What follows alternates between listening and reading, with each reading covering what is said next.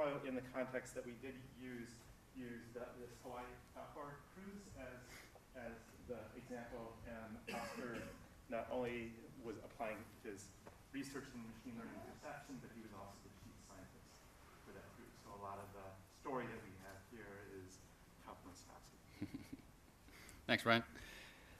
Hi, good morning. I'm Oscar, and today I'm going to give you a quick overview of a few aspects in perception. It's a pretty broad topic. I realized I don't really teach, so as Brian said, I'm more of a field robotics guy. I'm at the University of Sydney. This is not quite, and there's a big field robotics center there, and I'm on the research side of that organization. So we this was working a second ago.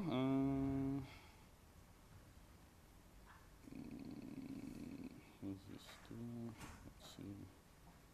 So there you go. As I said, where's that?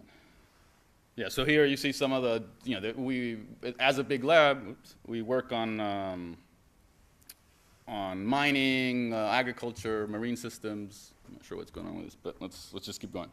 My area of focus is marine robotics, and what we use are underwater vehicles to take images of the seafloor and then build 3D models of it, but also provide that type of data, and particularly the images that went into that, to marine scientists that then study what's happening to the environment around Australia. So, we start with a bunch of images like that, overlapping imagery of, typically in Australia, we focus on coral reefs and rocky reefs. And we run a monitoring system for the Integrated Marine Observing System in Australia. So basically go around the country every year or every other year. There are lots of sites. We don't revisit all of them every year, but that gives you an idea of the amount of images we have. A total is about 5 million at this point and growing. And when we revisited the different areas and the type of habitat that you find in those regions. So coral reefs are in the north of Australia, and the bottom is mostly temperate rocky reefs. Up on the top left is where Brian and I and his team were in 2015. And I think the inspiration for some of your tasks this school has been what we did at earlier this year in Hawaii. So just to give you a quick idea of what this looks like, one of these trips will be something like that. We go in a relatively small vessel with an AUV and have sites off the coast that we like to map. And we do a combination of linear transects that just give an idea of what's out there, plus these mow the lawn type patterns. These are about 25 by 25 meter boxes, and we'll revisit sites. So this is useful to understand what's happening. So in this particular case, there was a big heat wave. So for almost, 3/4 of a year or more, the temperatures were way above the average that you'd expect at that time. And what ended up happening is that these areas that we revisited were significantly impacted. The coral got bleached. Out of stress, it'll eject the algae that lives in it, and it'll go white, which is what the animal's skeleton basically looks like.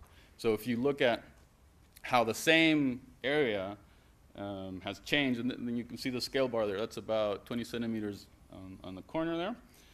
How that area has changed over the years, it's dramatic, and this type of data is very challenging to work with in terms of using it for things like SLAM and understanding that you're actually in the same place and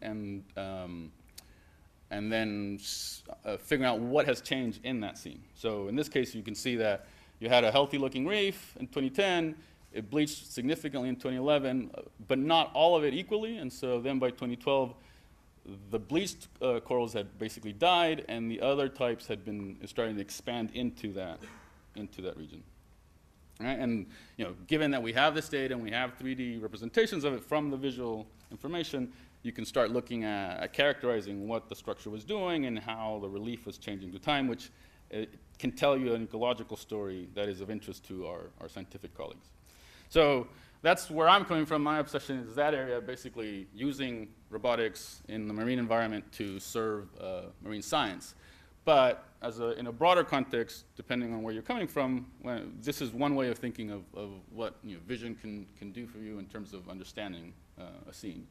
And again, the first slides went by quickly, but I've borrowed literally from lots of different tutorials around the internet to put this together, because it's not my area that I normally do, so bear with me as we go through this. If you were thinking today of how to understand visual data, you probably end up with using all these different areas of expertise, right? So extracting the geometry, using nowadays some type of deep learning to really make sense of the patterns of visual data that are there. And usually this means massive computational resources, and then do things like object detection. Typically, if you need to understand what's there, you need examples that people provide. So nowadays we look at crowdsourcing, and then you can make sense of that scene. We only have less than an hour and a half at this point, so I'm going to focus on a couple of things and just give you a very kind of glancing understanding of how we make sense of the geometry in a scene like this, and a simple example of how you do object detection, and particularly, in this case, more of a location recognition. And the reason I chose that is that some of the machinery involved can be reused in both cases. So. Can you say what you mean by a little bit more about by scene parsing? So in that case would be things like segmentation, making sense of the objects in a scene, for instance, like breaking it down in some hierarchical sense, not just saying this is a bedroom, this is a table, this is a bed, etc. So the outline of what we're going to jump into is how do you get geometry from cameras, and a few aspects in there, and then how could we use some of that to do place recognition. And also, given that the original title had something to do with dynamic scenes, I threw in a bit of why that is a challenging problem, given the approaches we use today for these type of problems. So we'll first spend the first part of the talk looking at how you derive geometry from a bunch of images. This is also often referred to as image-based modeling or 3D visual reconstruction. There are many ways of talking about this term. So what ends up happening is this ends up being broken down into several different steps in a pipeline. You don't need to solve the problem end to end. So if you think of image-based modeling as taking a bunch of images and producing 3D models, what we end up doing, what most approaches today do, is go from images to points that are quite easy to track. So that's what we know as structure for motion. Then, so that would look like something like that, where you have multiple views of an object or a scene, and you're able to generate a 3D representation of that. So in reality, what tends up happening is that we only track points that are easy to localize and are very distinct, and so you end up with a fairly sparse representation of the object. Then you do you use that as a starting point to look for more points, fill out the model, and from that you can fit a surface to that, and then use the visual information and the texture information in the images to map it back onto that mesh, and that's how you end up with your model. So that's a kind of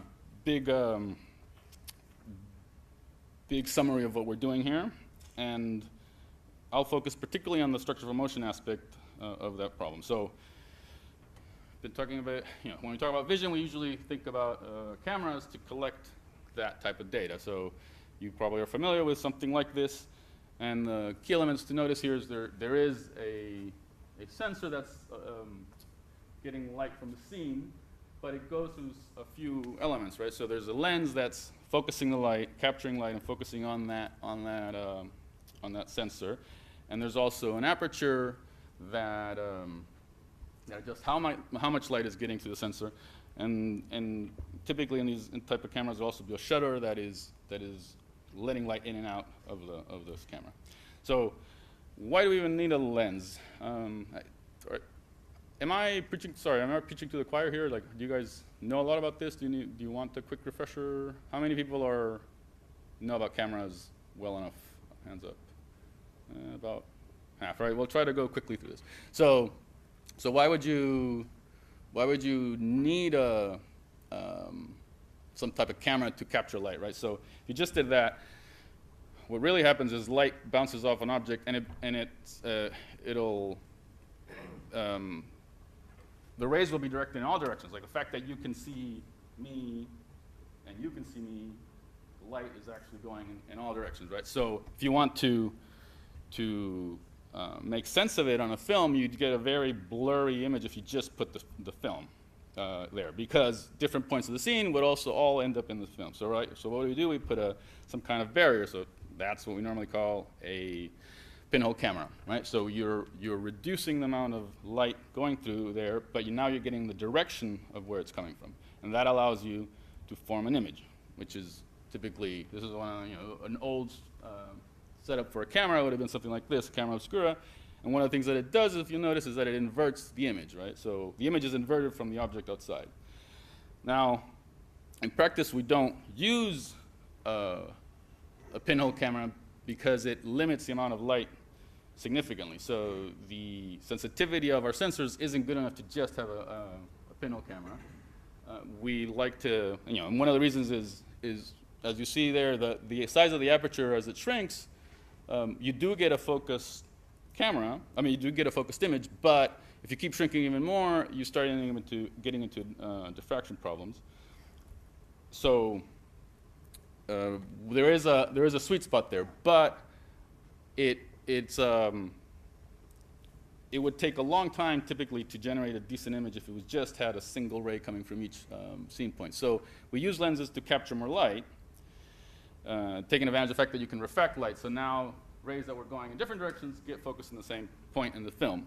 That allows us to operate with faster imaging, and it does have a drawback though, that you can't necessarily keep every point in the 3D space in focus on the plane. So you'll have some level of blurring depending on where you are where your scene points are. So there are trade-offs in what a real lens can do in terms of how much light it gathers, how fast it is, and how much it can keep a scene in focus. So for the purposes of the rest of the talk, we're going to ignore all this and assume that we have an ideal pinhole camera. Most of these things are good enough for a lot of the applications we deal with. So when we think of an image in 3D space, you have objects, you're seeing them. Your image is a 2D version of that, and something's lost there, right? You're losing the sense of depth. You can think of this process as a projection from 3D space into a 2D plane. So this is your pinhole camera. You've got a point in the candle. Up there is an X, Y, Z, and it's being projected into the image plane, right? Does this work? On the left? No, it doesn't work. On the left, but it's inverted, as we said. So usually we refer to a virtual image plane in front of the center of projection of the pinhole, so that it's in the same direction, right? And all we're doing here is really dealing with similar triangles, right? So you have your 3D point on the right in space, and you're projecting it onto that image plane over there. And what we have is the coordinates of the point in the image plane are going to be a ratio of basically the focal length and the distance to the 3D point are going to be giving that, right? So if you go back to this equation here, you can see how the 3D point is projected onto this image plane and the ratio of the focal length, which is the distance between the pinhole and the image plane, and Z, the distance to the object, are the two things that are determining the size of the image. So if you were to create an image, typically on a camera, you'll also have some offset in that your origin isn't necessarily on where the center of projection is. So if you think about pixel coordinates, for instance, you'd have a situation like this. So you're scaling the x and y coordinates based on depth and the focal length, and then you have an offset, right? You can also think of turning these pixel coordinates, so you have basically a gain there, and we'll see. There you go. So if you ended up with pixels that weren't square, you'd have a different setup. But that let's not worry about too much about that. A general way of thinking of this projection then would be, well, you have your 3D point. It's x, y, z. It's going to show up in the image plane, scaled and offset, and the ratio, the distance which is appearing is giving you that scaling on the image plane. So that projection is nonlinear in that we're dividing by z. So this is important in that if you think about a point that was twice as far, but in that same, so if you doubled your x, y, and z coordinates, it would still be in that same ray, right? And it would still project into the same point. So we are losing that sense of depth. One way to handle these operations and keep them linear in a way is using homogeneous coordinates. So we augment the vectors we're keeping track of, and now the equal sign really is telling us we're up to scale. So it's a handy way of going from either your image plane or your 3D scene back to a form that will let you use matrices instead of an equation. So it is you'll have a linear up to scale version of the problem we had before, right? So our equation up there becomes something like this, where you can represent it as a matrix form. And we're getting here just to get to the point of using matrices as projections for the image formation process. So our 3D point XYZ can now be put can now be represented as a projection with a matrix M. And you can throw in there the scaling we were talking about, the offset, and even a skew parameter in cases where you had that situation where the pixels weren't necessarily square or some other type of camera. Now, so far we've been assuming this is all happening in one reference frame, but typically what you do have is the points are in a different reference frame, in the world reference frame, your 3D points, and they're getting projected into the camera. So we can add that information by using a rotation and translation. So you'll have a rotation matrix and a translation vector. Now that we're using homogeneous coordinates, it's quite convenient. You can just represent it that way. So we're getting to the point where we can go from our point in 3D space to a projected point in the image plane using homogeneous coordinates in a pretty compact and easy to work with form. So you have the internal parameters that reflect the focal length, the center of projection, things like that, and you have the external parameters that are the pose of the camera, right? And so what we're really keeping track of here is the 5 parameters of the intrinsics and the 3 parameters for translation, 3 parameters for rotation, right? So why is this useful at all? So let's come up with one quick example here. So you have a 3D point X in space, capital X, and you're seeing it through 3 cameras. And the cameras have it's the same camera, if you will, and it's moved, right? So the calibration matrix hasn't changed, the internal parameters haven't changed, but now you have 3 views of that same point. So what's changing is just the projection matrix because the rotation and translation are changing, right? And the image then that is being formed on the plane is going to be in a different place because of that.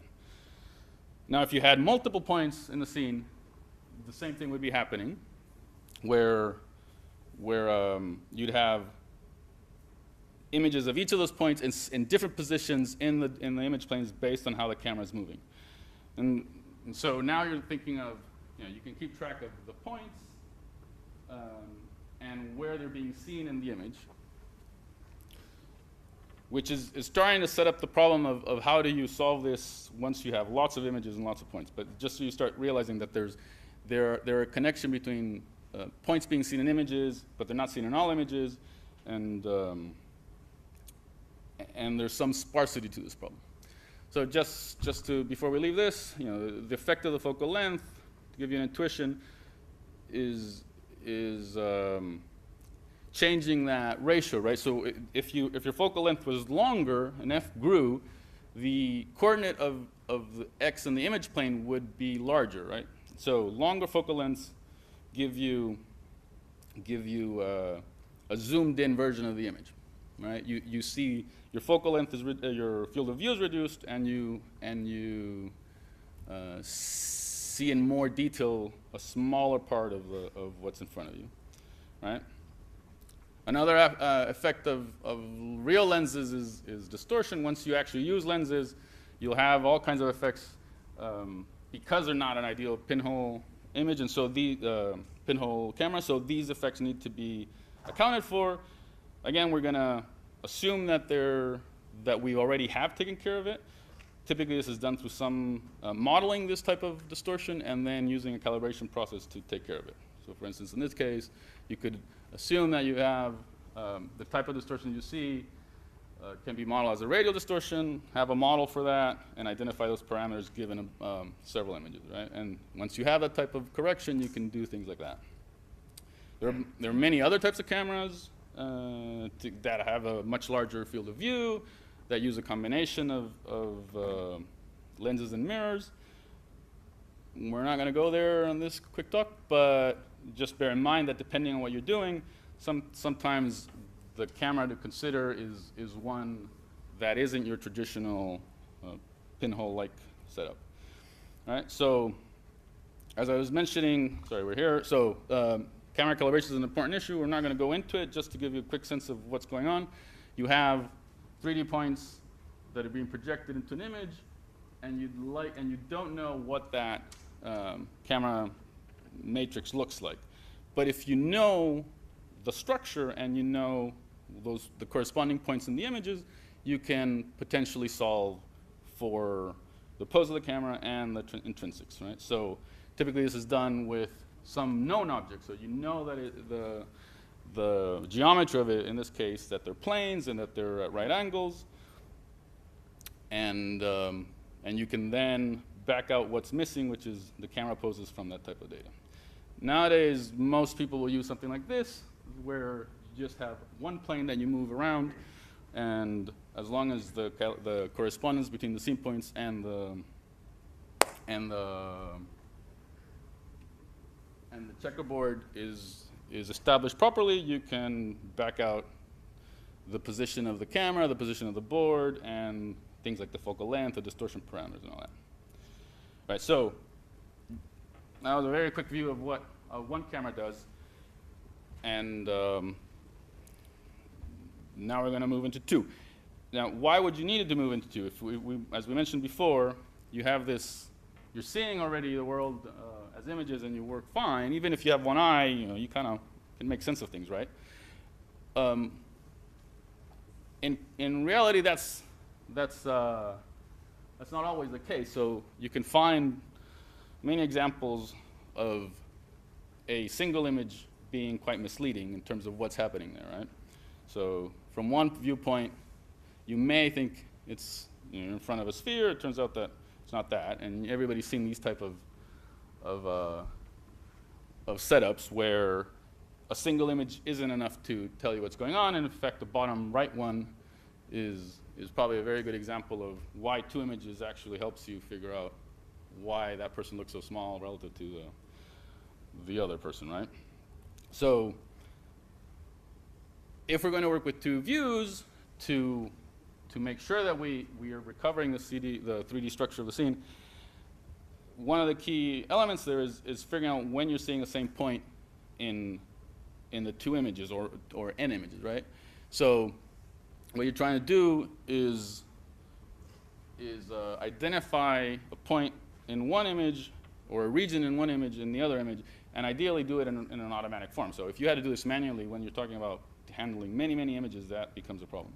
So normally you'll have some sort of setup like this where you'll identify interesting points, you'll describe them in some way, and then you'll go and match them. What you're looking for in this situation is something that's repeatable, that is distinct, and that represents a relatively small bit of the image, so that as you don't have to make assumptions that the image is planar or smooth in any particular way. So to give you a sense of what repeatability gives you in this case is being able to handle changes in lighting, changes in scale, and changes in orientation. So something like that can do that will start helping you figure out which points correspond to which points in different images, right? And so you can, intuitively here, you can see how the patch on the right would not be particularly salient given the background of the images looks like that everywhere, right? Whereas the patch on the ear, if you move it around even slightly, it'll look quite different, right? And again, it's if you had a very large patch, it's not particularly useful. So basic approach then is to find these points that are distinct,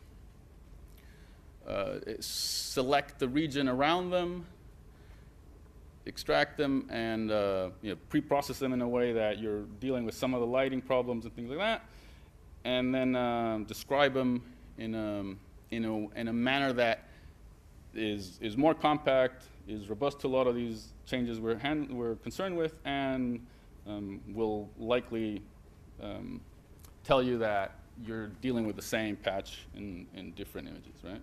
So one example of a approach to find interesting corners is a Harris detector.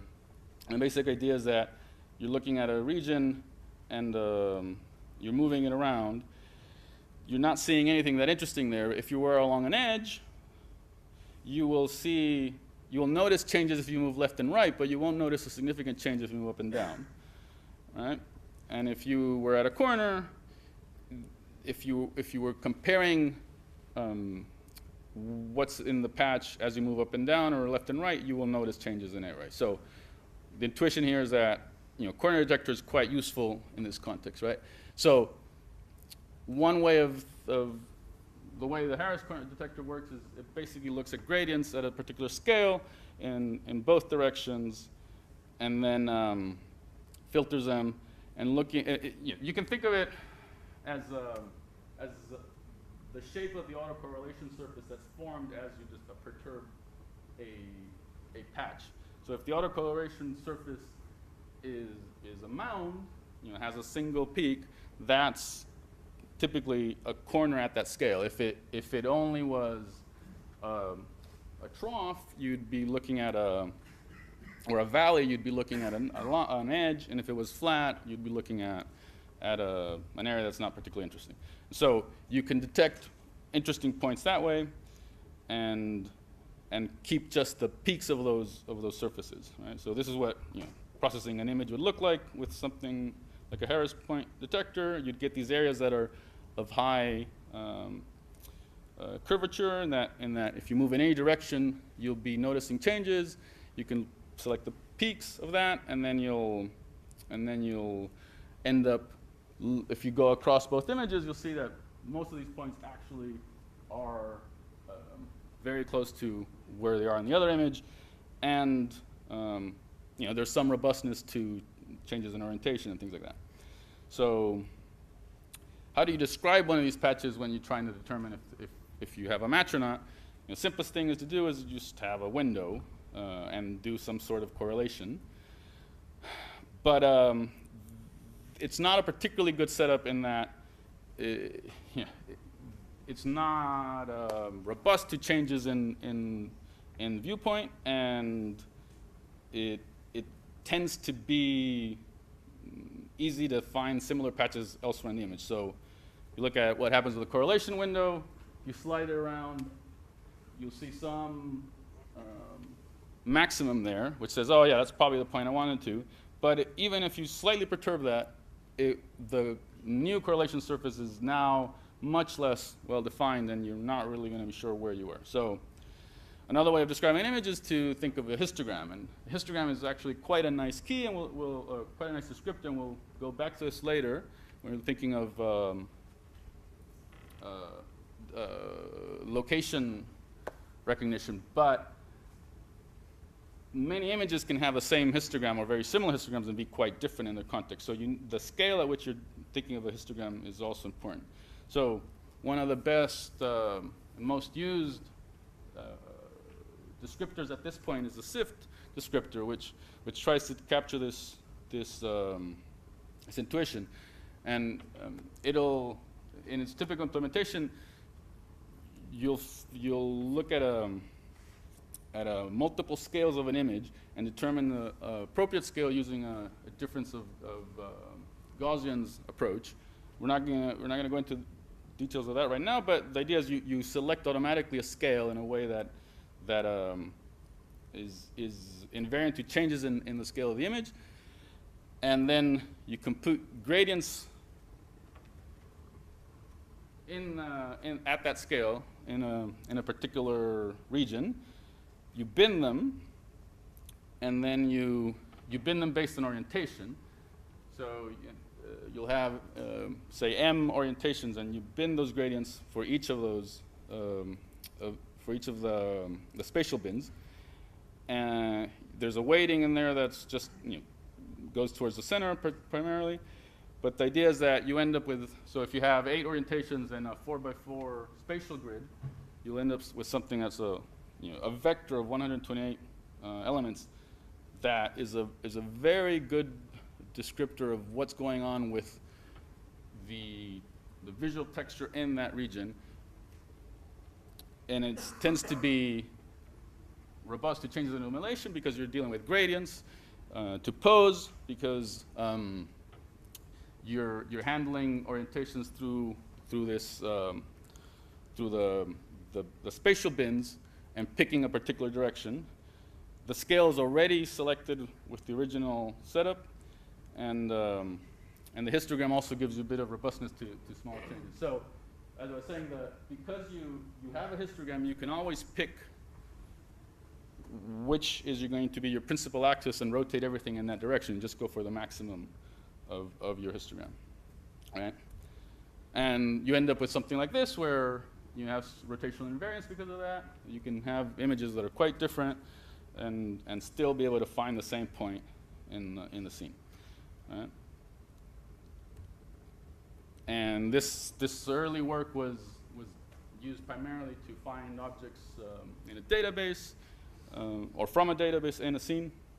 But nowadays, SIFT, it's being replaced in some ways by newer computation, more efficient features. But this was one of the first, and still used a fair bit, descriptors that is remarkably reliable and powerful in kind of real world applications.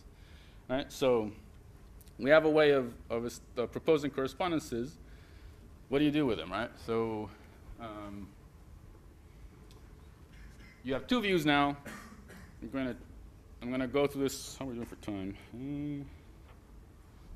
So the idea here is basically you have 2 cameras. We have a point in the scene. You have its image in x1, x2 on the 2 image planes. If all you have is x1, you can say that the 3D point, capital X, is along that ray from x1 to x. You don't really know where it is. That by the process of having a single camera, that's what's happening. You're losing depth, right? If you have a second camera and you're observing the same scene, you know that you can actually place that ray on the second camera. So that blue line represents the ray connecting the origin of the first camera, the image of the point, and the 3D point. You have an image of that ray on this imaginary ray on the second image. And so the key is that I may not know where the correspondence, where the 3D point is, and on the second image, all I know is that it has to lie on that line. So if I know this geometry, I can search for a corresponding point along that line rather than the whole image. So if you know the poses of the two cameras, the search for the corresponding point is significantly simplified. So let's try to go through that through a little example here. So you have your point P, and it should lie on that L prime line there. So it could be one of those 3 points there. And you can do the same on going from right to left. So now you know where to look for the corresponding point of P prime on the other camera. So why is this, or how do you use this in a practical sense? You remember your camera matrices. You have a projection going from the 3D point, capital P, to the left image plane, and then so UV, and then on the right there to U prime V prime, and they're related by, in this case, by a rotation and translation. So the camera has moved, has rotated and translated, and if we know the intrinsic, so if we know focal length and the center of projection, things like that, we can factor that out. And basically what you have at that point is a device that's measuring rays in space, and the projection matrix is now just giving us the pose of the relative pose of the camera, so how this camera has moved. And so one of the things that's going to happen if we're dealing with these rays in space is that all these things lie in a plane. So the ray that's connecting the camera on the right to the image point and to the 3D point, and the ray that's connecting that other camera in the same way, and the baseline, so the ray that's connecting the two cameras, they all are in a plane. And you can take advantage of that to enforce a cross product there that should be 0, right? So the translation vector cross product with the rotation of the ray on the right camera into the reference frame of the left camera, all that has to be 0 because they're in a plane. You can represent that as a matrix, that cross product is a skew symmetric matrix, just to make our life easier. So in that case, the notation is something like this, which means that you now have basically your image point in one camera multiplied by a matrix, and the image point in the other camera, that should be 0. And that matrix encodes everything you need to know about the relative pose of the second camera. So it's translation and rotation. And if we know that, we can start looking for, this is basically what we were saying before. So we can, if we know P1, the line that the corresponding point will be in is this L1, which is the essential matrix times P2, right? Let me just skip through this. You can go both ways. And Yeah, there's the matrix has constraints in it, given that it comes from a rotation matrix and a translation vector that we can then use to estimate it. If we didn't have the calibration matrices, we can still do this similar exercise. So if we didn't know the intrinsics, the K matrix, we can still do this, but now we end up with a fundamental matrix. The relationship still applies. It now has the additional intrinsic matrices thrown in there. You still get that relationship, so you still can search for corresponding points. It's easier now because we basically don't know anything about the cameras beforehand. The problem is similar. The matrices have slightly different constraints in them. But why are we going down this path anyway? So the reason is that if we can propose correspondences, we have now a mechanism to help us search more reliably for them. So where should I be looking for that correspondence if we already have F, if we already know, or E, we know where to search for that point. Now, it'll,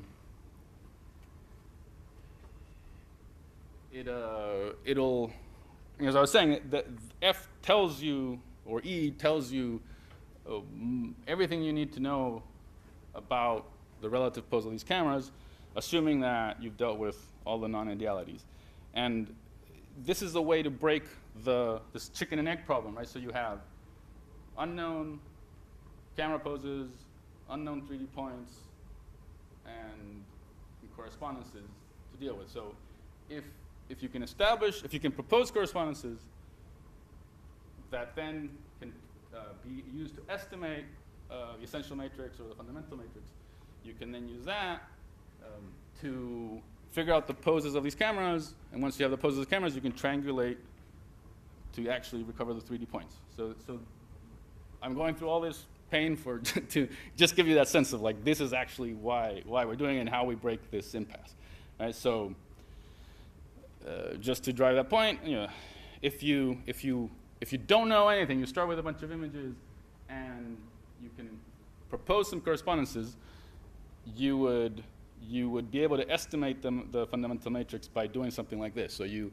look at your setup, you can expand this out as a linear problem where you're trying to estimate all these elements of this matrix. So it's not linear in the coordinates, but it's linear in the parameters you're after. If you have multiple views of that, you can have a matrix that's large enough to then solve, including the constraints in terms of, in this case it's a homogeneous system, so you can find a unique solution, and if you have more equations than you need, you can do it by singular value decomposition using the singular vector that's associated with the smallest singular value. No need to go too much into that, but the intuition I'm trying to capture there is that you can, given correspondences, you can estimate this relatively easily, and once you have that, you can then get to the fundamental matrix, right? So back to our kind of pipeline, we've got some matches. We have a way to get the fundamental matrix. From the fundamental matrix, we can get the essential matrix if we know the intrinsics, or we can directly estimate it. They're analogous versions of that. Once we have the essential matrix, we can get the rotation and translation. Once we have that, we can triangulate, and once we have that, we can optimize this whole problem in a bundle adjustment. So this is another way of looking at it. You know that relationship up there. If you have it, you can solve for E. If you have E, you know the form it has. You can then back out rotation and translation. All right?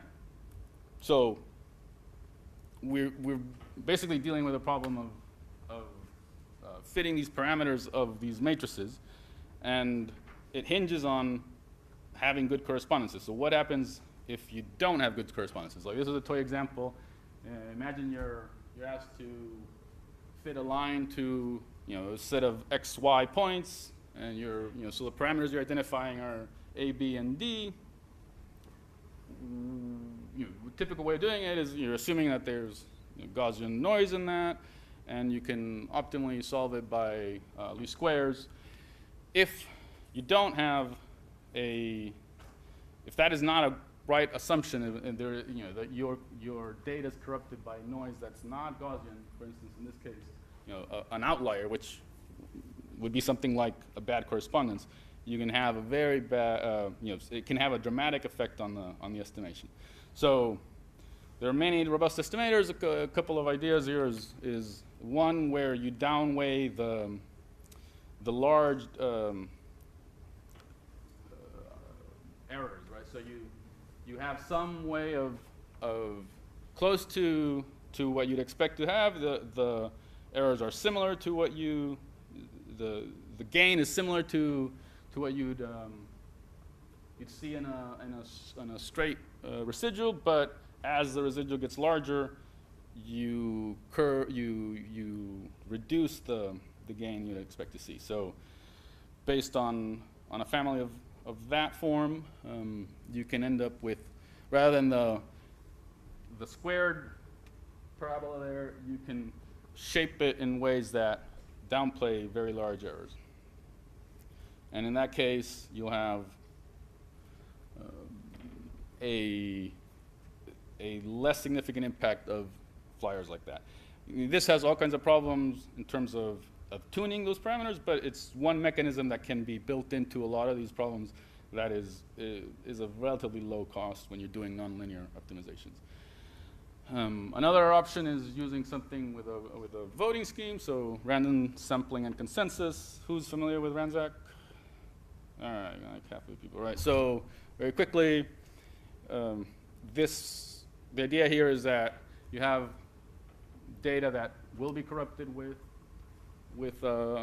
outliers, and again, think about bad correspondences.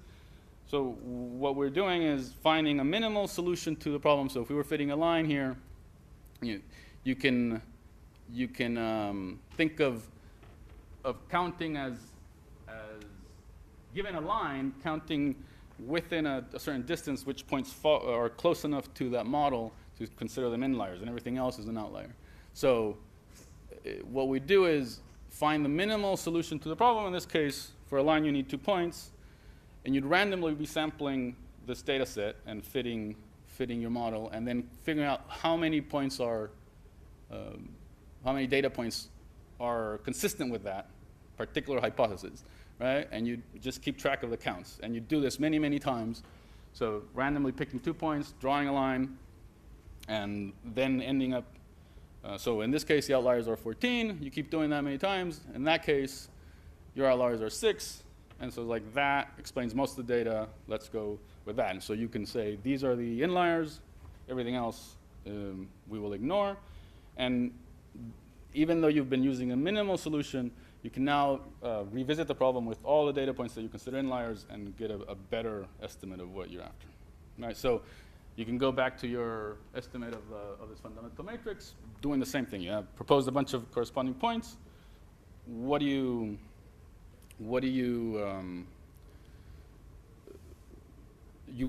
can wrap this in a RANZAC estimate to be robust to outliers, right? And the reason this is useful is in these type of problems, if you just were to feed all promising candidates, you can end up with something like this, like correspondences all over the place. There will be lots of good ones, but there will also be enough bad ones that you don't want to include them in your solution. So the epipolar lines for this problem, if you were to estimate them with the inliers or something like that, and what you're basically doing is considering many possible epipolar geometries until you find one that explains most of those data, these correspondences here.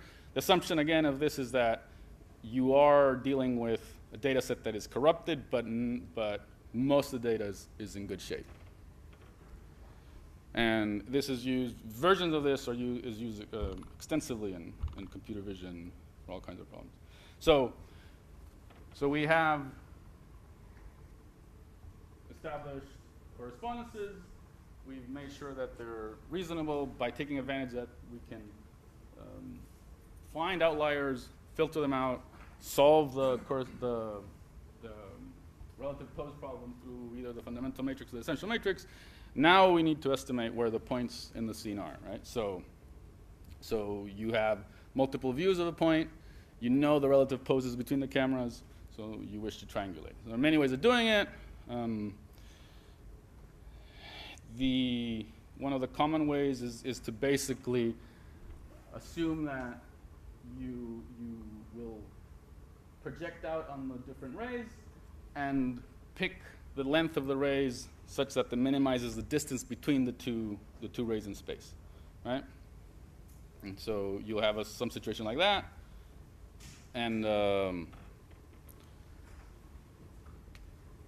while this is an optimum, it is good enough to initialize a nonlinear optimization of this type of problem. So back to our setup, we've started with the images, we propose correspondences, we estimate either a fundamental matrix or an essential matrix. From that we have the relative poses, we can triangulate, and we're finally getting to a situation where we have 3D points in space and camera poses. So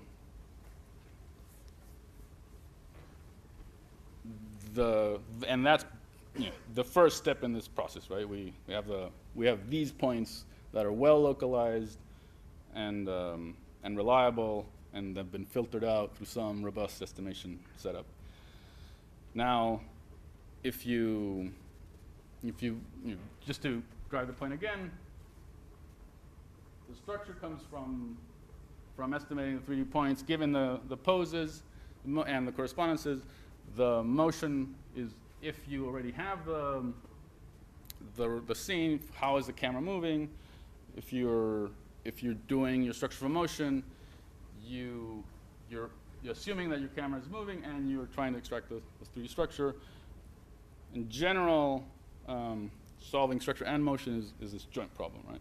So the pipeline looks something like this, where you have a stream of images coming through, and you can, in a pairwise manner, estimate structure, combine it as the cameras are being added, and then increase the density of your 3D points now that you trust the positions of the cameras that are already there. So what does this look like? If you had several points in the scene and a camera, this is just to give you again the sense of what you're going to have is some cameras seeing some of the points, and points being visible in only some of the cameras, right? So it's not necessarily a fully dense problem, particularly if you have a limited field of view or a limited range for sensing.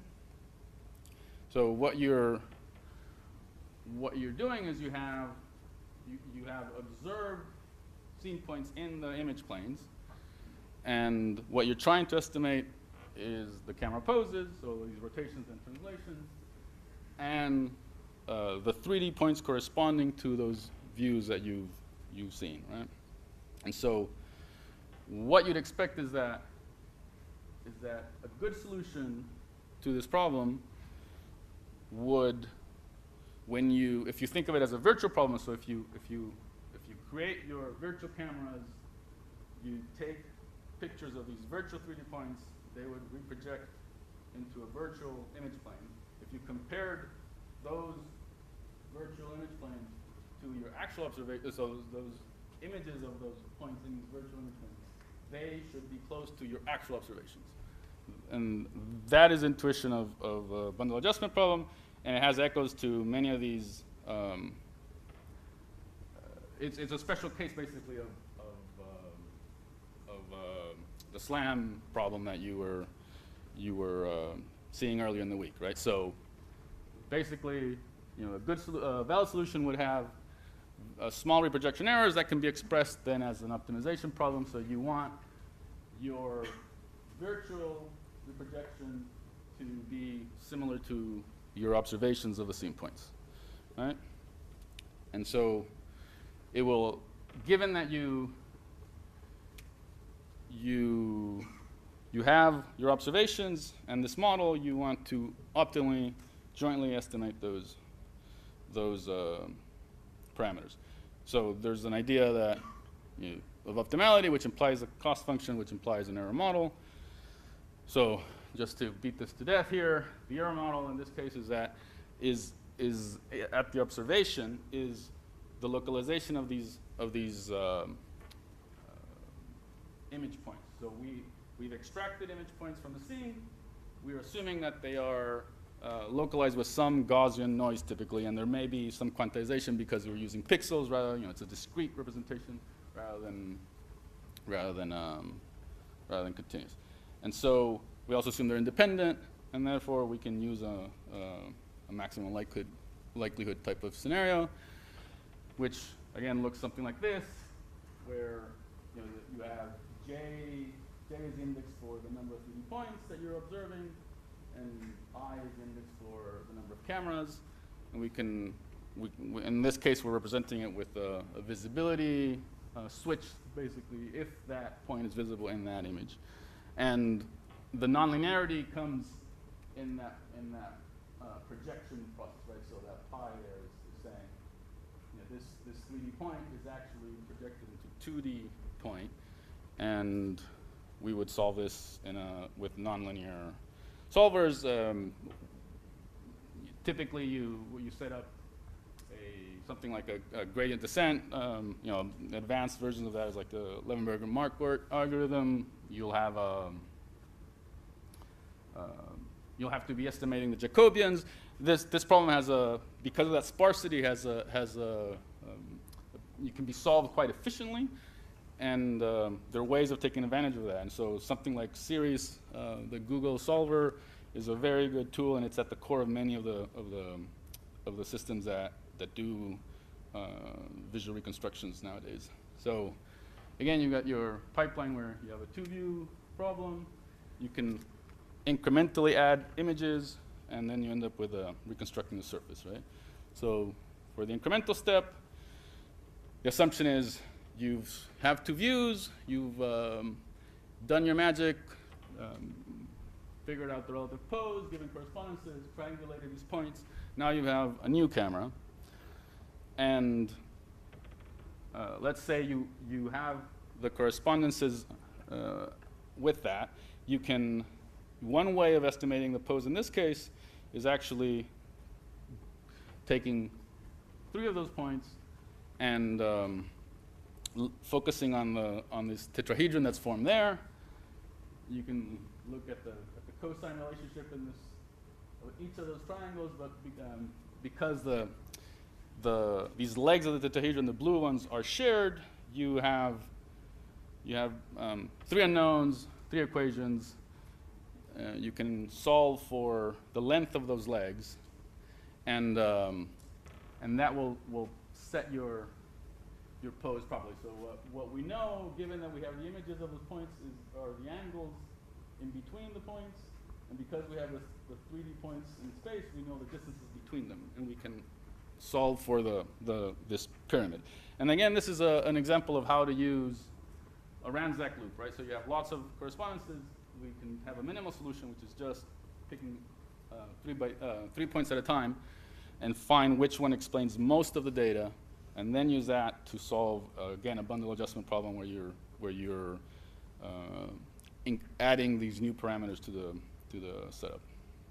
So just to show this in a different way, you get your next image, you do this resectioning process. There are other ways of doing this. There are ways where, again, you're doing a manipulation of a matrix rather than this geometric representation. But the point is that there are ways of getting your 3D structure from a set of known 3D points. Sorry, getting your new camera pose from a set of known 3D points. Once you do have that, you can actually triangulate additional points that may be apparent in the scene, and then refine the whole process, right? So we're back to our pipeline here. Once you have optimized the poses of the cameras, and of these 3D points that you trust, you can go in and handle the multi-view stereo problem, which is what we're trying to do is, in this case, is extract more of the 3D scene points now that we have a pretty well pinned down problem. And the way to do this basically is just consider a local problem. And there are many successful implementations. One that's really used a lot is the Furukawa Ponce setup. And it's in the core of many of the structural motion and dense reconstruction tools out there. So to give you an intuition of what this does in a simple manner is that once you have these points, you can think of visiting, using this correlation window again in a neighborhood and keeping track of which correlation scores are high and preferentially triangulating those points in order, right? So you have your robust, these are the points you trust, and around those points you will search for new correspondences. So it's a very constrained problem. You're not trying to match anything with anything. You're only, you know now that your match around the point should be also around the point on the other scene. And you can include additional considerations, for instance, areas that have low gradients or low textures, you're really not going to do well. So it's not really necessarily a good idea to even try there. So you can select not try to do this there. But in the areas that you do have some texture, you can go and in an orderly fashion find many more correspondences and densify your model. So that's how you end up with a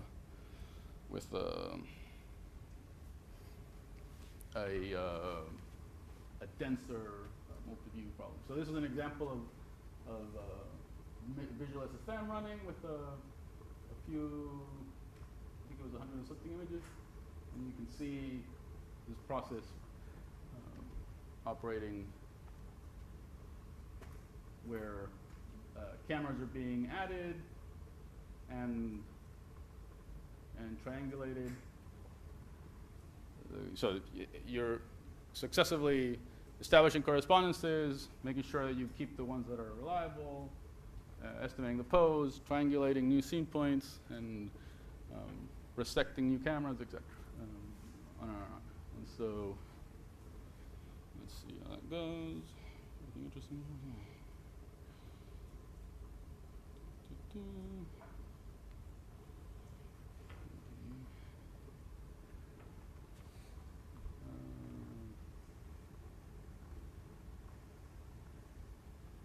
So they're showing points that are seen by at least 3 cameras, which are found to be more reliably triangulated than just 2. There you go.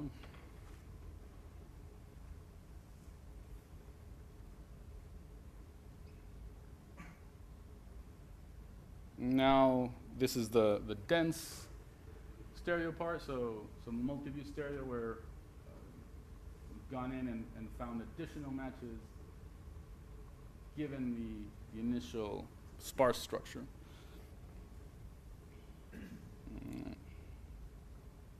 Oops, over there. Oops. That was my bad, sorry.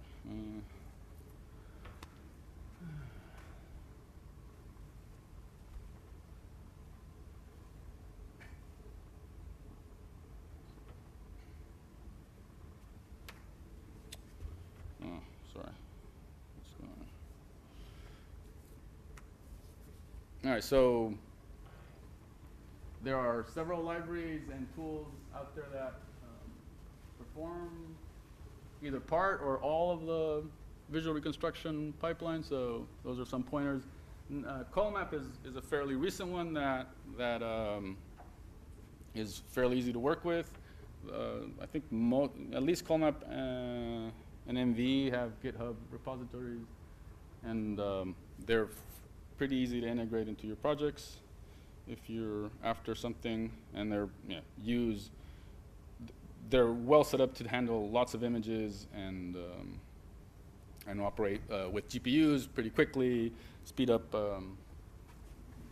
much of the feature extraction and the depth estimation process. So, as I was mentioning earlier, once you get to this point, you're dealing with nonlinear optimization problems, and you can go. We're not going to get into this right here, but this is a special case of that simultaneous localization and mapping problem, where you have the poses and your environment, and you're trying to estimate both. So one difference people usually think of is that a lot of times the visual reconstruction problem is one where you aren't doing it online, but that distinction isn't necessarily valid. One way that you could extend this, so if you consider this at this point, this is a solution up to scale. You don't unless you know the size of an object, you don't necessarily, you can multiply all this by any number and you still get the same, you get a solution, it would all be scaled. So you're losing the absolute sense of scale. So in real applications, you usually will augment this either with known objects in the scene and add additional terms to this optimization, or additional observations, which again goes back to this idea of having a robotic platform, and you'd have things like GPS and an inertial navigation sensor. All right, so just to wrap this up here, I would encourage you to think of this as more as a component of a system that's operating in the real world. You would want to integrate it with other sensors, but much can be done even with just the visual data. And there are many applications nowadays and demonstrations of fairly large scale use of imagery to either make sense of collections of photographs, or even in commercial applications, for instance, in this case, where they use it to estimate the volumes of ores and things like that using drones. Right? So some things we didn't really get into when you're dealing with real cameras and trying to get good results with visual reconstructions, things like designing your imaging system. So the field of view is one of probably the biggest aspects that can make a difference. It's in general, the wider your field of view, the longer the tracks, like the more you'll see features in the environment as the camera's moving, and that's usually helpful. There's typically a trade-off in terms of the spatial resolution of your images if you increase the field of view, or the distortions that you're incurring. If you go to fisheye lenses or deal with mirrors, those distortions can be quite significant. But and particularly for robotic applications, going for fairly large field of view is useful. Again, that's related in a way to selecting your lens. Also dealing with lighting. So your problems are usually much easier if you have enough light. If you have low light situations, like in any other sensing problem, your signal to noise is important. I can't stress enough to make sure that you have enough light for whatever you're trying to do. Nowadays, there's lots of cheap cameras that have rolling shutters, which means that when you take an image, it's not every pixel isn't captured at the same time. It's actually there's a scanning process going on. So if your scene or your camera is moving, every pixel in that image has actually been taken at a slightly different time. So it's something to consider. There are ways of dealing with it, but if you have the resources and the time and you want to be sure, just go with a global shutter. And related to that is, if you're using multiple cameras at the same time, making sure that you have your timing nailed down so that the images are taken at the same time. That can help you a lot, because in that case, and we didn't really go into this discussion, but you have a stereo pair or a multi-camera rig, and you know that those relative poses are fixed. If you're always taking the images at the same time, you can calibrate for that and simplify your problem and get scale and all these other advantages from that. Another thing we didn't go into is you may need to pre-process images, for instance, deal with lighting correction before you feed them into these pipelines. And as I was mentioning earlier, particularly in real-world applications with robotics, it makes sense to add additional modalities to this problem. There's no reason to just make it hard with just using images. All right, so let's see. Now I'm just going to quickly give you an example of a simple place recognition setup that takes advantage of this idea of features that we've been extracting for the images, and then a quick couple of thoughts on the dynamic scenes. Right, so if you think of a text document and look at how if you created a histogram of the words being used in documents, you have depending on what the document is about, you'd expect that some words would show up with higher frequency than others, right? So in this case, this is one of those representations of how frequently the different words were used in different speeches. So you compare what President Bush was worried about. Well, are you guys familiar with these things? Right. So bigger words, more frequent, versus what President Kennedy was worried about, versus what Roosevelt was concerned about.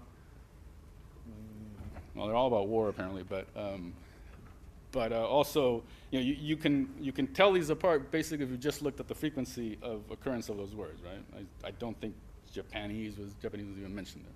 So the basic idea is to use a simple representation on visual documents, right? An image becomes a visual document.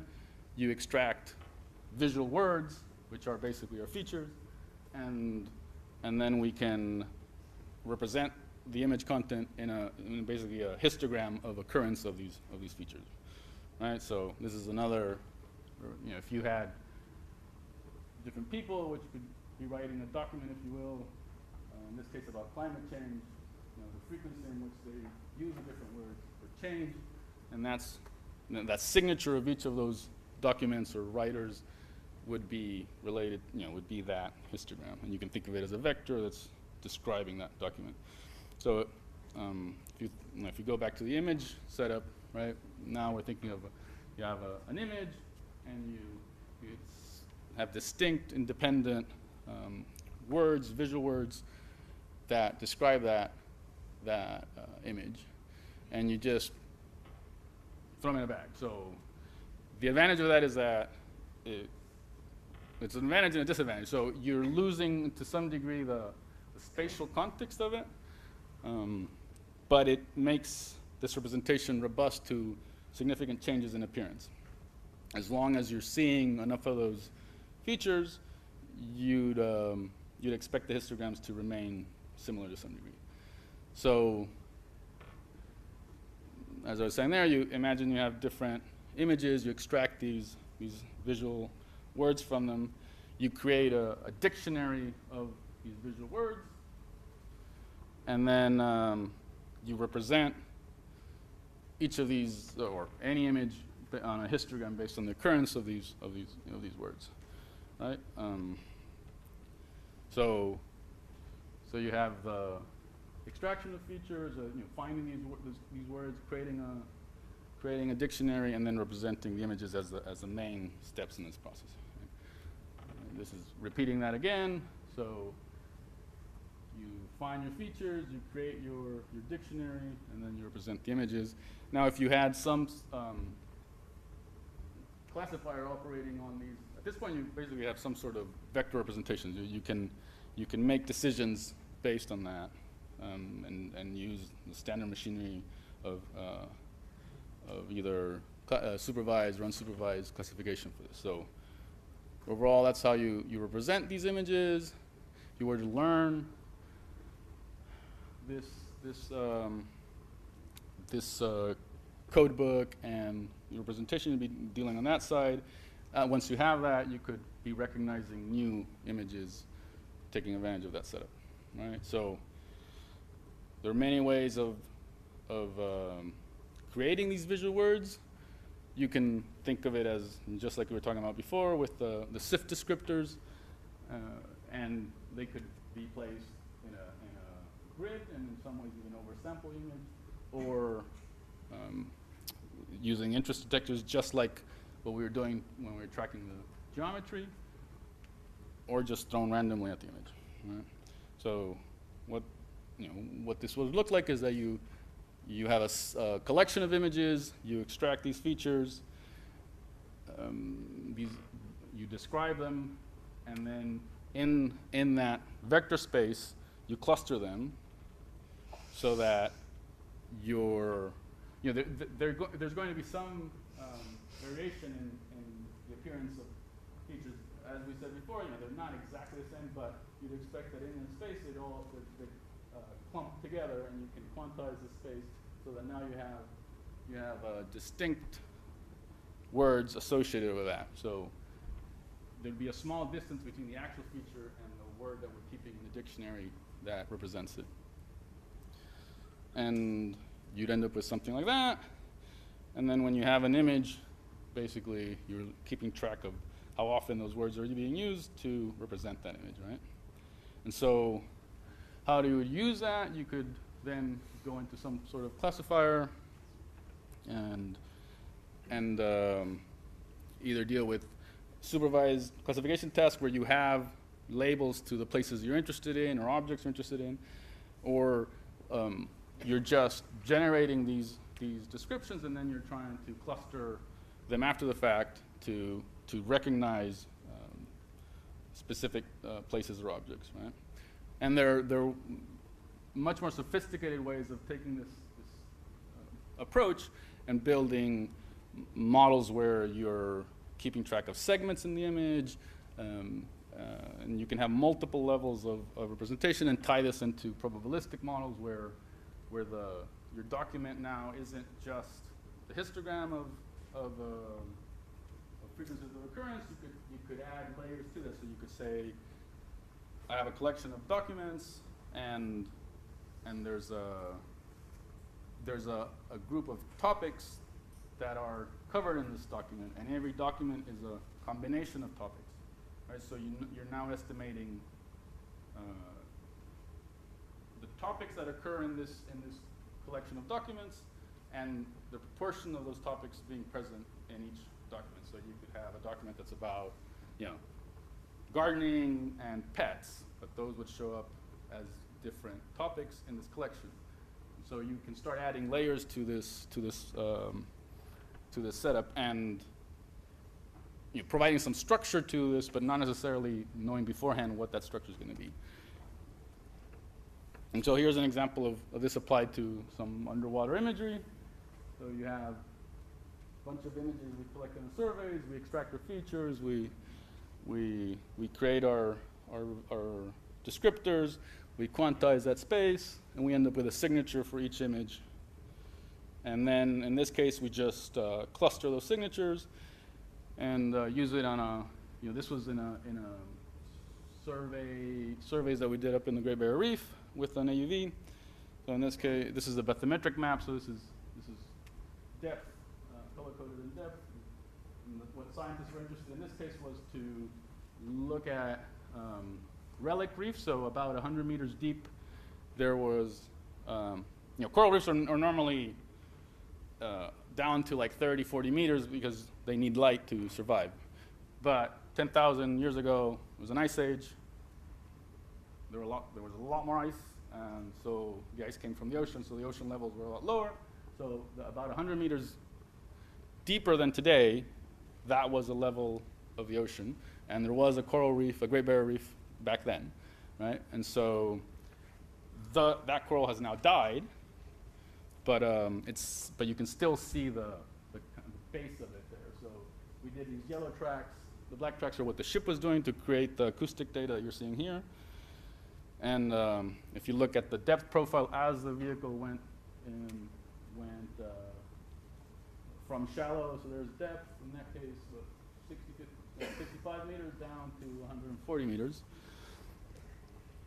And we apply this bag of words approach, you get something like this, where we had 4 main clusters, and color-coded them in this track. The first one corresponds to kind of modern reef, the Mesophotic in this case, because it's relatively deep for a reef.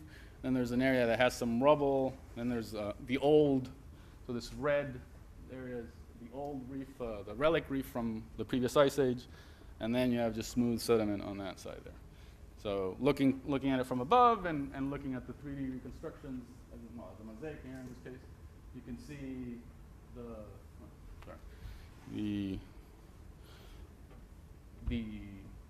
same arrangement and that spatial pattern. And the nice thing of these tools is that we get this basically for free. So we didn't have somebody labeling images, doing any of that work beforehand. So there's a lot of potential to extract insights from rich data sets when you just use these unsupervised techniques, if you have a proper representation like this case. Another example of this for SLAM is it can be a useful tool in cases where your traditional loop closure mechanisms fail. So in this case, you don't recognize that you have a loop closure, but if you're keeping track of this place recognition approach, or have a place recognition module in your setup, you can do something about it. So one of the most used ones is FabMap, and inspired by a bag of words approach, they have a probabilistic setup that is trying to estimate if you're in the same place or in a different place. And these are cases where it's pretty sure that it's in the same place, even though they look quite different, and this would possibly trip traditional ways of matching images, right? If we were trying to match our images with what we did earlier and trying to extract the geometry at the same time, these things would throw it off. But there are enough words there that stay, and the FabMap is also keeping track of the correlations of the different words, so it's able to say, yeah, these are the same places.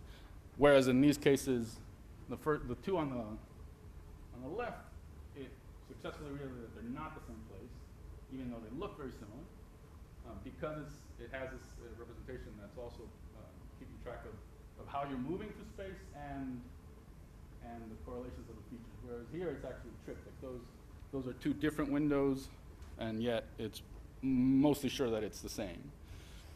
So there's some issues with this in terms of, I've glossed over how do you create these representations, and how do they handle size, and how do you measure similarity between these vectors? Because you can think of them as vectors, you can think of them as histograms. So that was just to give you a sense of how that works, right? And then one last quick digression. So dynamic scenes, that was in the title. It's a pretty challenging topic, and you can think of it in two contexts here. One is the scene isn't rigid, so you have deformable surfaces or multiple objects moving in a scene. And I also include dramatic changes in illumination. You can think of the light moving in a scene could also be a problem. So all we've been talking before was under the assumption of a rigid problem. But if you now have an unrigid problem where, as the camera moves, the scene is changing, this becomes a pretty difficult or a much larger problem to handle. So in the original setup, you have P 3D points that you're trying to estimate, whereas in the worst case of a moving or a deformable object, you have these P points in F frames, but they're not necessarily the same, and you're trying to estimate them through time. So just to give you a sense of why this is significantly harder, if you had a setup like that,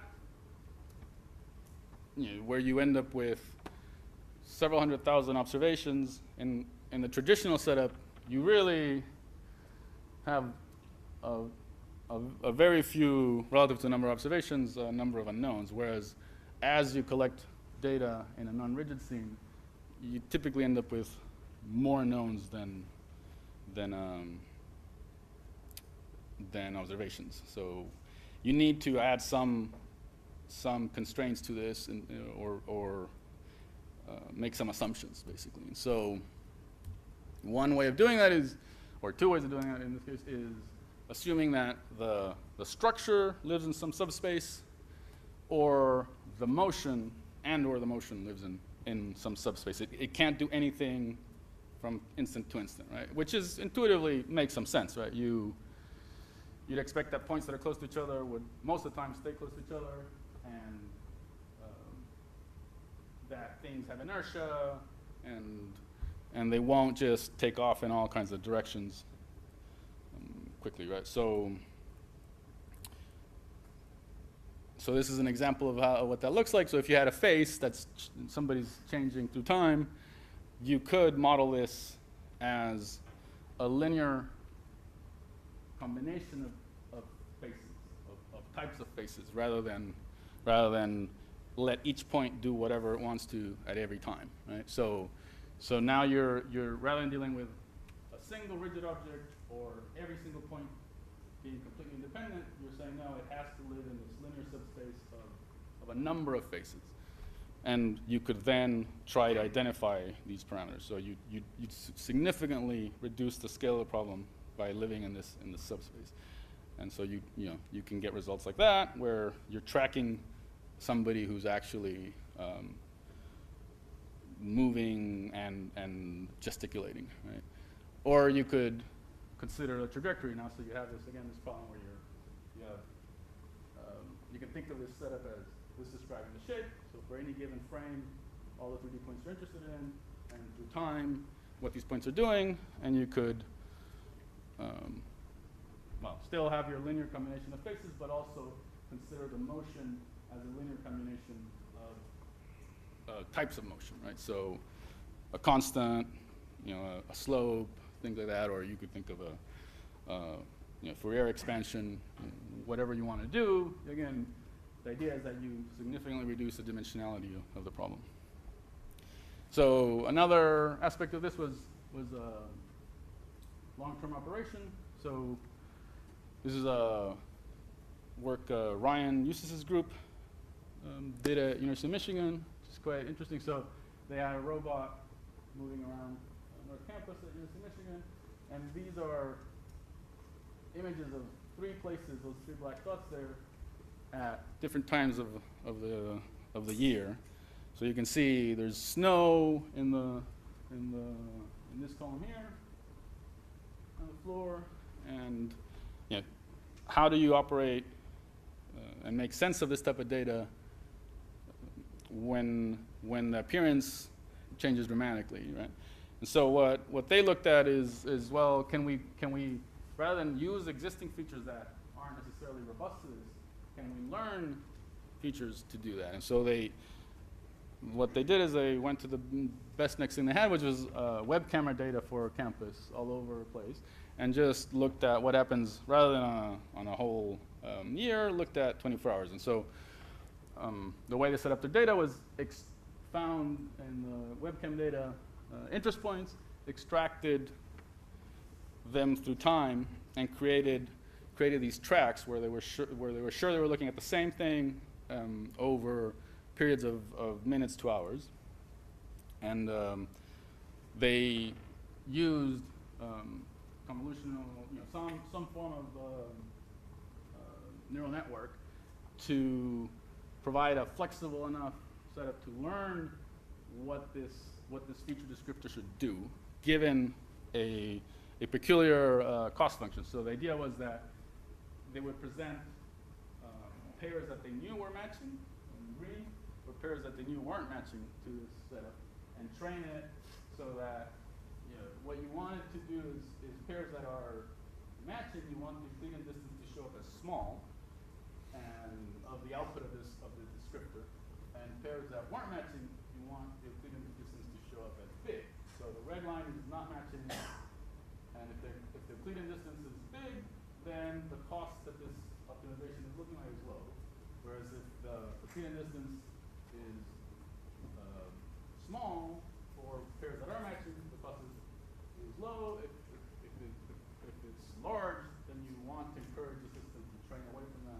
So basically, they just let this thing run on this data, and we're able to show improvement, not significant, but I think that there's still a lot of work to do in this area. So in the interest of time, let's just focus on this bottom image here. If you consider the 24-hour cycle, the biggest difference in lighting tends to happen like 12 hours apart, right? So you'll normally have day and night or things like that. And you can see the traditional SIF feature in dark blue, whereas the two that they were presenting were operating at more than 50% improvement in terms of the ability to match, even though it's still not great. And there were other features here that worked reasonably well, even though they weren't designed for this, or they weren't learned. But as an approach, there's plenty of promise in this thing. And in fact, another group has looked at rather than learning a feature descriptor, has just looked at learning to recognize images. So they did a similar thing, webcam data set around the world over many years, and they just taught the system to identify different places, even though they were quite different. And this is just gives you a sense of the type of features it was able to extract at lower levels, and as you look at the higher levels of extraction of this network. This is the tradition. This is the image network. This is the one they generated, and the features it's looking at tend to be more building-like or outdoorsy things like. And if you look at the top row, that's spring image. The bottom row is on the top there. Sorry, the second row is a winter image, and the features it's focusing on are things that haven't changed much through the seasons, basically. And I'm going to skip to this. So this is just to show that there's a lot to work to do still. This is the type of data we collect in a study in the Great Barrier Reef, and so we've been revisiting these sites around Lizard Island. In this case, not with a robot, but with swimmers and a imaging system, and we can get these nice reconstructions. But if you look at how things change through time, unfortunately, there've been a couple of cyclones and a massive heat wave, and the changes we're seeing are dramatic, and unfortunately, we're not at the stage where we can automatically handle any of this data. What we do is register. So in this case, you had healthy coral a couple of years after, but when we started, it was somewhere in between, and this area was recovering, whereas this area, this area started in 2014 quite healthy and deteriorated significantly through time. Anyway, the point I was just trying to make is there's plenty of work to do to use many of these tools in real applications. And so I think I'll leave it here. Just to, if you're going to remember a couple of things of this talk. One is that cameras basically are measuring rays in space, and there's an interplay between how you estimate the pose, the structure, and the correspondences. And that machinery has been studied quite well for rigid scenes. It works incredibly well, and you can trust it. But for robotic applications, you probably want to include other modalities. And yeah, it lands you back in the world of SLAM and all the challenges there. And then you looked at a simple place recognition system using the same type of features, but for any of these perception issues, really, if you're interested, keep looking at what's the latest in terms of algorithms and systems coming out of people doing deep learning research. And let's just leave 2 images here to drive a point. And a couple of image recognition challenges, and you can see that the slopes are still not zero. So every year there are improvements in terms of how how the error rate is dropping, or how percentage correct is increasing for different architectures and training systems approaches in deep learning. So there's plenty that you can expect to improve when it comes to visual perception understanding, given the ability of these systems to make sense of visual patterns. And so yeah, well, a couple last statements there is like, yeah, this is a bit removed from Brian's line of work and his preoccupation with planning and scheduling, things like that. But as somebody who works in the field with robots, we've had a couple of cruises where we're starting to learn to work with each other and how to use, or how valuable a lot of that is in field work. So many of the cruises we do in Australia are usually just one robot, and you don't have to worry about much. But if you want to address large-scale environmental problems, we definitely are going to go into a situation where you have many machines operating out in the field, and traditional ways of doing that are not viable. So what you're doing this week is definitely a step in the right direction in terms of thinking of the whole setup, not just what we do here, which is like, hey, throw a robot in the water, collect some images, make sense of it. It's like, how do you step back and keep people looking at the big picture and focusing on what the system based on robots and environment is actually delivering, rather than being too caught up in the day-to-day decisions and in the instant-to-instant planning, things like that. So keep at it. So questions? So you showed a couple of images where you were revisiting a site that you had seen in a previous year, right? Yeah.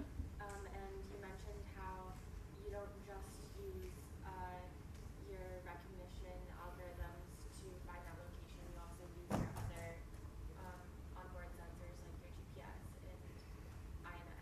Mm-hmm. To what degree do you need your object recognition algorithms to narrow down on that spot, like, versus just finding a location based on your navigation and localization instrumentation? Right. So the drift that you'll see with the type of operations we run, even if you have, so the standard configuration for underwater vehicles that are operating near the seafloor will have some form of odometry, which is acoustic, so it's a Doppler velocity log, it's called, and it's and you'll also be looking at depth, and you can be taking images or not. And so if you, the key point is you'll have some drift, very small, they're very precise instruments in terms of the velocity they're measuring, much better than what you see on land, but the attitude is always a problem. So you can spend hundreds of thousands of dollars to have a very high grade inertial navigation system that lets you integrate that and reduce your drift. But it's still going to be order, somewhere between 1% to 1/10% of distance traveled. So there's always a little bit of drift. So if you are doing these, look, it may have not been obvious, and I should have mentioned that. One of the reasons we have to deal with this underwater is that you don't have the option of taking an aerial photograph or satellite image. You have to be very close to the seafloor to take the picture, and by definition, the footprint is relatively small. So to cover any amount of area that's useful, you need to deal with thousands of images or hundreds of thousands of images. And so that means that your survey pattern is going to be some type of, you saw there, some spiral or a mow-the-lawn pattern, and that little bit of error will add up enough that you no longer are sure that your tracks are parallel, things like that. So the visual component is quite useful to make that tight, and if you can get away with it, in a lot of cases we do, without doing the visual, if it's small enough. But or what will happen is locally it's still okay, but the overall pattern you're doing is maybe skewed or something like that, so if you calibrate your sensors properly. Now we take one last question and then we'll break.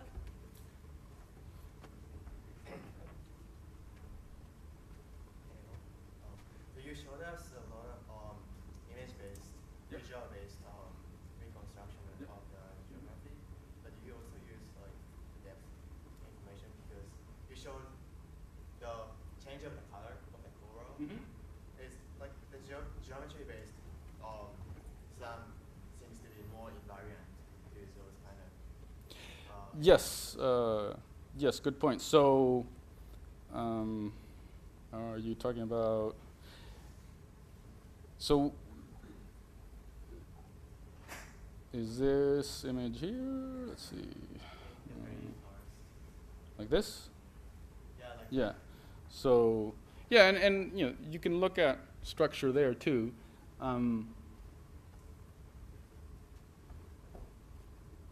We found that our primary concern is, and it's a good point, our primary concern is to get the navigation right when we're doing the survey, so we assume that things haven't changed much. And so the visual data is very useful, and particularly with surfaces like that, corals and things like that. But in between years, yeah, this approach isn't great when you see dramatic changes like that. But more to the point, even if you were looking at structure, the structure has changed there, right? Even the structure is different. If you look at those corals, some of them have grown, some of them have died, and so the 3D structure would, at this scale, possibly not be good enough. I don't know what this is doing. So what we have found is that there are broader scales where that is very useful. So and not only with visual data. So if you see here, you know, this bit of coral here has grown and spread out significantly like that. So, you know, that and that, depending on what or this branching bit here and here, even the 3D structure of that would be different. So what we found is that there are SLAM approaches that are quite successful at a broader scale, and they'll localize you to, say, within meters. Here we're looking at, you know, a meter across, a meter and a half across. If you were considering several meters and the general relief of an area, these changes would not be that significant, and you could definitely do what you're saying. And we have done it not even with visual data, just do acoustic data, which is sort of like, you know, using a LiDAR but underwater. That works quite reliably as long as there's relief to handle. Okay, good. So let's thank our speaker. Okay.